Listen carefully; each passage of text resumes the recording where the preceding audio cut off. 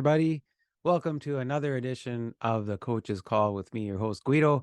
Happy Friday the 13th, and thanks for tuning in. And hey, if you get a chance, there's a subscribe button. If you want to subscribe, I'd really appreciate it. And actually, there's a couple of other things that I do. There's a podcast that I have called themonthlysocial.com. If you check that out and subscribe on wherever you get your podcasts, Apple Podcasts, Spotify, Google Podcasts, etc. Great little show, a lot of variety on that. Check it out. Let me know what you think. But today on the Coach's Call, I want to talk about PK Subban and the Montreal Canadiens. PK Subban was honored last night against the Nashville Predators in Montreal. Little video package. He came out, really stylish looking coat. And, he talked to the crowd and he said some things where I think the crowd resonated with PK Subban again. But he came out and he had a little girl with him from his foundation. He works with the Children's Hospital, and he's done a lot of community work for Montreal. And he thanked the community for supporting him after he left. And I think that's really important because when they traded PK Subban, there was some heat on, what kind of player he was, what was he like in the locker room, and, all these sorts of things. But he continued his community work, even though he wasn't playing for the Montreal Canadiens. And you could tell last night when he talked about the Montreal Canadiens, when he talked about the logo, when he talked about the community, when he talked about the sweater, when he talked about Mrs. Beliveau and how much he loved Mrs. Beliveau. That's Jean Beliveau's wife. You could really get the sense of the passion that he had for the Montreal never left. He was a Montreal Canadien through and through. And watching that, I just, I went back and I thought, geez, what if they hadn't traded PK Subban?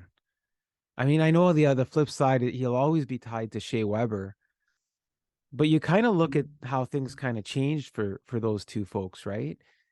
Out goes PK Subban. There's a whole group of folks saying, "Oh, it's good that we got rid of him. He was distraction and all that stuff." And in comes Shea Weber, a different personality. But look what happened with Shea Weber the last couple of years, where he kind of just left the team. Team captain leaves the team, and we really didn't hear much from him last year, and he just wasn't around for certain ceremonies, etc. But look, this isn't about Shea Weber. It's more about PK Subban. And, was PK Subban misunderstood by the management of the Montreal Canadiens when he was a Canadian? There was often some talk about his shenanigans with, Carey Price and the celebrations and all those sorts of things. But maybe they just didn't know how to handle PK Subban. Maybe PK Subban didn't fit the norm, the standard, the things that make or made some of those hockey people comfortable. Maybe he made them uncomfortable. Maybe he was too creative. Maybe he was too outgoing. We talk about this in business all the time. It applies in other areas of life. You have an individual who presents a different set of skills and a different set of talent and can not only get the work done, but does it with some flair, or does it in a way that folks aren't accustomed to.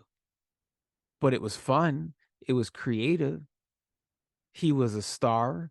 He was Norris worthy.